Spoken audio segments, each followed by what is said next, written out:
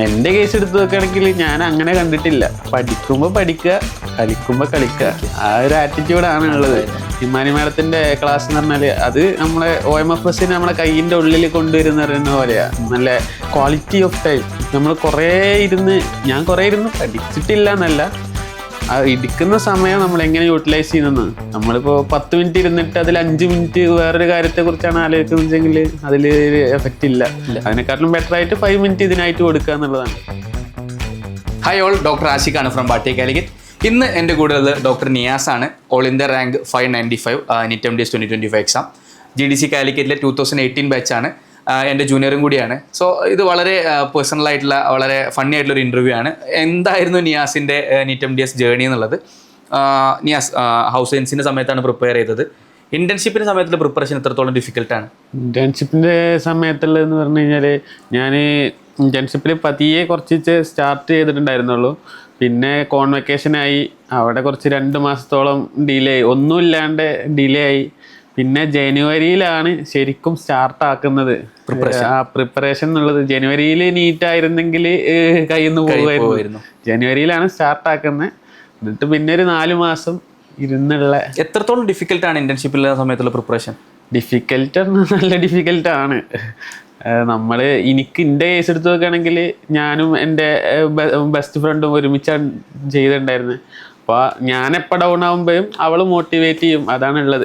2 പേര് എന്ന് പറഞ്ഞാൽ നമ്മളെ ബ്രെയിൻ എപ്പോഴും ഒരേ സാധനം ചിന്തിക്കുകയുള്ളൂ. എപ്പോഴാണ് വെറൈറ്റിയിൽ ചിന്തിക്കേണ്ടതെന്നുള്ളത് വേറൊരാൾ ഇങ്ങനെ ഈ ക്വസ്റ്റ്യനെ ചിന്തിക്കുന്നുണ്ട് എന്നുള്ളത് കാണുമ്പോഴാണ് നമ്മളെ ബ്രെയിൻ അങ്ങനെ വർക്ക് ചെയ്യുള്ളൂ. അത് എന്നെ നല്ലോണം യൂസ് ചെയ്തിട്ടുണ്ട്. ഞാൻ ആദ്യമൊക്കെ എക്സാം എഴുതുമ്പോൾ തന്നെ ഭയങ്കര ബാക്കിലായിരിക്കും വരിക. അപ്പോൾ ഇങ്ങനെ ഓരോ ഐഡിയ പറയുമ്പോൾ ഐഡിയ ആണ് ബേസിക്കലി ഉണ്ടാക്കുന്നത്. GDC കാലിക്കറ്റിലാണ് ഇൻറ്റേൺഷിപ്പ് ചെയ്തത്. നല്ല പേഷ്യൻസ് ലോഡുള്ള നല്ല ക്ലിനിക്കൽ എക്സ്പോഷർ ഉള്ള ഒരു സ്ഥലമാണ്.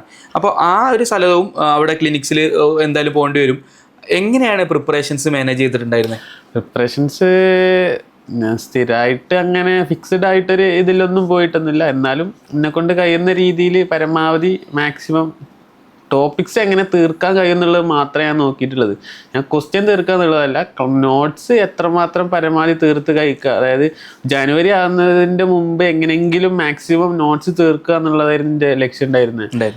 പിന്നെയാണ് പൾസിലോട്ട് കംപ്ലീറ്റ് ആയിട്ട്. ജനുവരി കഴിഞ്ഞ മുതൽ എനിക്ക് നോട്ട്സ് ബാക്കപ്പ് ആയിട്ടുണ്ടായിരുന്നില്ല, വെറും പൾസ് മാത്രമേ ഉണ്ടായിരുന്നുള്ളൂ. ഇൻറ്റേൺഷിപ്പിൽ പ്രിപ്പറേഷൻസ് തുടങ്ങാൻ ആഗ്രഹിക്കുന്ന ഒരുപാട് സ്റ്റുഡൻസ് ഈ വീഡിയോ കാണുന്നുണ്ടാവും. അവർക്ക് എന്ത് അഡ്വാൻസ് ആണ് കൊടുക്കാണ്ടാവും? ഇപ്പോൾ സ്റ്റാർട്ട് ചെയ്യുന്നവരാണെന്നുണ്ടെങ്കിൽ എങ്ങനെയെങ്കിലും ഒരു ഡിസംബർ ആകുമ്പോഴേക്കും മൊത്തം തീർത്തിട്ട് റിവിഷൻ സ്റ്റാർട്ട് ചെയ്യുന്ന രീതിയിലേക്ക് ആക്കണം. ബാക്കപ്സ് ഇപ്പോൾ ഓൺലൈൻ ആകുന്നതുകൊണ്ടുള്ള പ്രശ്നം എന്താ വെച്ചാൽ കുറേ ബാക്കപ്സ് ഇങ്ങനെ വന്നുകൊണ്ടേയിരിക്കും. അത് നമ്മൾ പരമാവധി ഒഴിവാക്കുക, ടോപ്പിക്സ് മൊത്തം തീർക്കുക. ബാറ്റിൻ്റെ കേസ് എടുത്ത് നോക്കുകയാണെന്നുണ്ടെങ്കിൽ നോട്ട്സൊക്കെ അടിപൊളിയാണ്. അതായത് ഭയങ്കര നമ്മൾ ഡീറ്റെയിൽ ആയിട്ട് നമുക്ക് അതിൻ്റെ ടോപ്പിക്സ് കിട്ടും. അത് ഒരു വട്ടം കേട്ട് കഴിഞ്ഞാൽ പിന്നെ നമ്മളതിങ്ങനെ കേട്ടുകൊണ്ടിരിക്കേണ്ട ആവശ്യമില്ല, അതവിടെ ഉണ്ടാവും. അതാണ് ഇതിനെ കുറിച്ചുള്ളത്. യെസ്, നിയാസ് ആക്ച്വലി കുറേ എക്സ്ട്രാ കരിക്കുലർ ആക്ടിവിറ്റി ഉള്ള ഒരു പേഴ്സണാണ്. UG ടൈമിലാണെങ്കിലും അതുപോലെ ഇൻറ്റേൺഷിപ്പ് സമയത്താണെങ്കിലും കുഹാസ് ഫുട്ബോൾ ടീമിൻ്റെ ക്യാപ്റ്റൻ ആയിരുന്നു. അതുപോലെ തന്നെ 3 വർഷം കുഹാസ് ഫുട്ബോൾ ടീമിൽ കളിച്ചിട്ടുണ്ട്, യൂണിവേഴ്സിറ്റി ടീമിൽ. അതുപോലെ തന്നെ കോഴിക്കോട് NL കോളേജ് ടീമിൻ്റെ ക്യാപ്റ്റനായിട്ടും ഉണ്ടായിരുന്നു. അപ്പോൾ എങ്ങനെയായിരുന്നു അക്കാഡമിക്സും സ്പോർട്സും ഒക്കെ എങ്ങനെയാണ് കൊണ്ടുവരുന്നത്? ഇപ്പോൾ നല്ല റാങ്ക് കിട്ടി നിൽക്കുമ്പോൾ അന്നത്തെ കാര്യങ്ങളൊക്കെ എങ്ങനെയാണ് മാനേജ് ചെയ്തിട്ടുണ്ടായിരുന്നത്? സ്പോർട്സ് എപ്പോഴും അതിപ്പോൾ ഇപ്പോഴാണെങ്കിലും അതിൻ്റെ കൂടെ കൊണ്ടുപോകുക എന്നുള്ളതാണ്. അല്ലാണ്ട് അതിനായിട്ട് ഇങ്ങനെ സെപ്പറേറ്റ് നമ്മൾ യൂഷ്വലി കേട്ടിട്ടുണ്ട് NEET MDS റാങ്ക് അച്ചീവേഴ്സ് ഒക്കെ കണ്ടിന്യൂസ്ലി ഇരുന്ന് പഠിച്ച ആൾക്കാരാണ്, അല്ലെങ്കിൽ കണ്ടിന്യൂസ്ലി അതിന് വേണ്ടി പ്രിപ്പയർ ചെയ്ത ആൾക്കാരെന്നുള്ളൊക്കെ ഒരു മിത്ത് എല്ലാവരും മുമ്പിലുണ്ട്. അതിനെങ്ങനെയാണ് ഈ ബ്രേക്ക് ചെയ്തത്? എൻ്റെ കേസ് എടുത്ത് നോക്കുകയാണെങ്കിൽ ഞാൻ അങ്ങനെ കണ്ടിട്ടില്ല. പഠിക്കുമ്പോൾ പഠിക്കുക, കളിക്കുമ്പോൾ കളിക്കുക, ആ ഒരു ആറ്റിറ്റ്യൂഡാണ് ഉള്ളത്. പഠിക്കുമ്പോൾ വേറെ ഡിസ്ട്രാക്ഷൻസ് ആയിട്ടില്ല. അപ്പം നമ്മൾ കളിച്ച് വന്നു കഴിഞ്ഞാൽ കളി കഴിഞ്ഞ് പിന്നെ നമ്മൾ പഠിത്തത്തിലോട്ടുള്ളത്. അപ്പം ഞാൻ ഇതിൻ്റെ ഇടയിലും ഒരു 2-3-4 കളിക്കൊക്കെ പോയിട്ടുണ്ടാവും. പിന്നെ വന്നിട്ട് ബാക്കപ്പ് ചെയ്തിട്ട് ഇതിലേക്ക് തന്നെ വരിക എന്നുള്ളതാണ്. യെസ്, അതുള്ളൂ. ഇപ്പോൾ പ്രിപ്പറേഷൻസിൽ MCQs ആണല്ലോ ഏറ്റവും ഇമ്പോർട്ടൻറ്റ്. MCQs ചെയ്യുക എന്നുള്ളതാണ് ഏറ്റവും ഇമ്പോർട്ടൻ്റ് ആയിട്ടുള്ള സാധനം. MCQs ചെയ്യുന്ന സമയത്ത് കുറേ മിസ്റ്റേക്സുകളൊക്കെ വരും. അപ്പോൾ എങ്ങനെയാണ് നിയാസ് അതിനെ കോപ്പ് അപ്പ് ചെയ്തിട്ടുണ്ടായിരുന്നത്?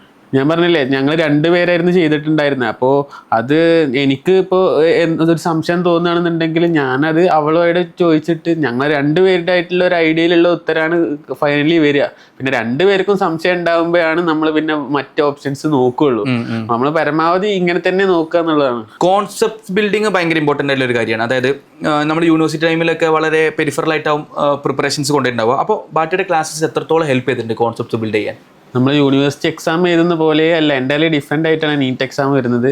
നമുക്ക് ആ ഒരു സബ്ജക്റ്റിനെ കുറിച്ച് ഒരു ഓവറോൾ എല്ലാ ഐഡിയയും വേണം. അപ്പോൾ അത് എനിക്ക് എൻ്റെ കേസിൽ ബാറ്റിയുടെ ക്ലാസ്സുകൾ കേട്ടിട്ടാണ്, ഞാൻ വേറെ ക്ലാസ്സുകളൊന്നും ഞാൻ കേട്ടിട്ടില്ല.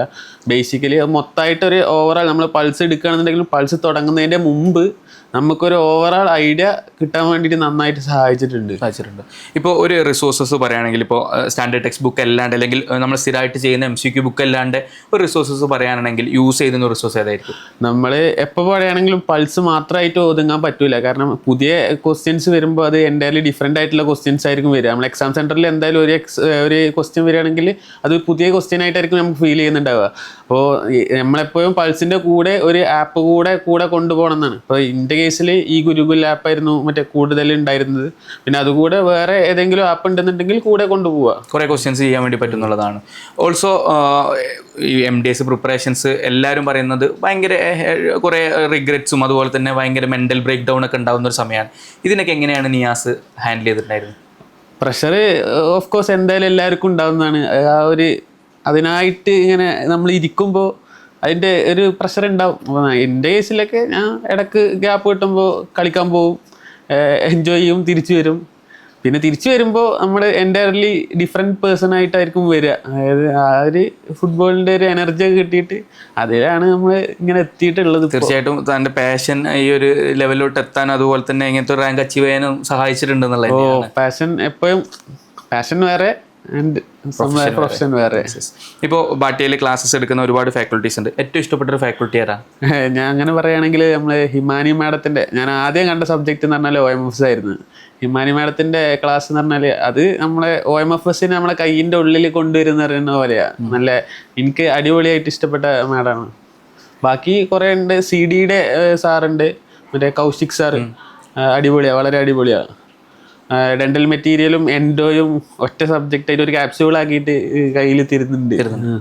ഇപ്പോൾ quality of time and quantity of time എന്നുള്ളൊരു കോൺസെപ്റ്റ് ഉണ്ട്. അതിന് ഏറ്റവും ഇമ്പോർട്ടൻസ് ചെയ്യുന്നതാണ് ക്വാളിറ്റി ഓഫ് ടൈം.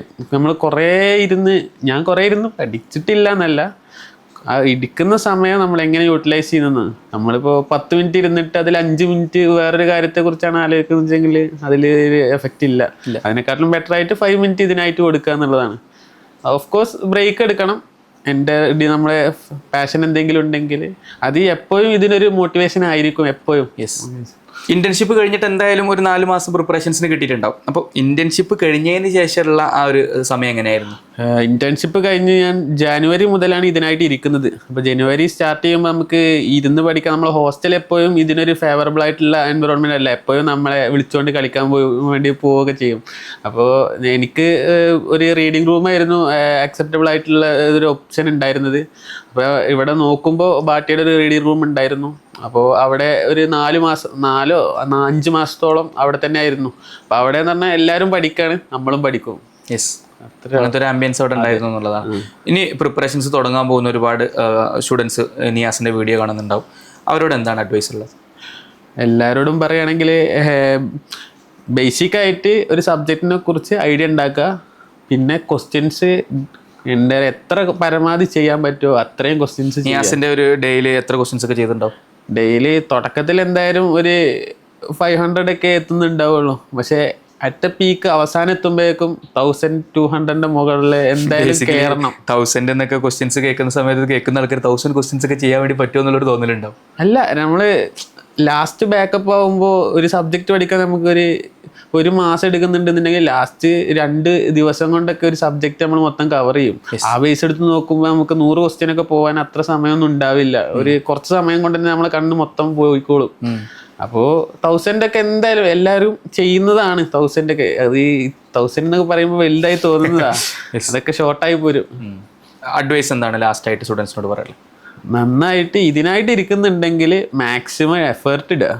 കാരണം ഒരു ക്വസ്റ്റ്യനൊക്കെയാണ് 100-150 റാങ്ക് താഴത്തോട്ട് പോരുക. അത് എപ്പോഴും മൈൻഡിൽ വെക്കുക. പ്രഷർ ആവാണ്ട് എക്സാം സെൻറ്ററിൽ എങ്ങനെയാണോ അറ്റൻഡ് ചെയ്യുന്നത് അതായിരിക്കും നമ്മുടെ ഫൈനൽ വരിക. അപ്പോൾ കൂളായിട്ട് റിലാക്സ് ചെയ്തിട്ട്, ഇപ്പോൾ എൻ്റെ കേസ് എടുത്ത് വെക്കുകയാണെങ്കിൽ ഞാൻ തലേന്നൊക്കെ ഭയങ്കര ഡൗൺ ആയിട്ടുണ്ടായിരുന്നത്. അപ്പോൾ ഞാൻ മോട്ടിവേഷന് വേണ്ടിയിട്ട് മാഞ്ചസ്റ്റർ യുണൈറ്റഡിൻ്റെ ഒരു കംബാക്ക് 2-3 കംബാക്ക് ഇട്ടിട്ടുണ്ട്. അതിൻ്റെ ഹൈലൈറ്റ് കണ്ടിട്ടാണ് ഞാൻ കളി കാണാൻ പോകുന്നത്. അതൊക്കെ ഒരു മോട്ടിവേഷനായിട്ട് ഞാൻ എടുത്തിട്ടുണ്ട്. അങ്ങനെയാണ് ഞാൻ കൂളായിട്ടായിരുന്നു എക്സാം എഴുതിയിട്ടുണ്ടായിരുന്നു. എന്താണ് നെക്സ്റ്റ് പ്ലാനുകൾ? നെക്സ്റ്റ് കൗൺസിലിംഗ് സ്റ്റാർട്ട് ചെയ്യും.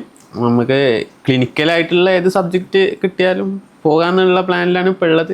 പ്രിഫർ ചെയ്യുന്നത് OMFS ആണ്. കിട്ടുമെന്നറിയില്ല. എന്തായാലും വിചാരിച്ച ഡിപ്പാർട്ട്മെൻറ്റ് തന്നെ PG കിട്ടട്ടെ, പാഷനും പ്രൊഫഷനും ഒരുപോലെ കൊണ്ടുപോകാൻ വേണ്ടി പറ്റട്ടെ എന്ന് വളരെ ആത്മാർത്ഥമായിട്ട് പ്രാർത്ഥിക്കുകയാണ്.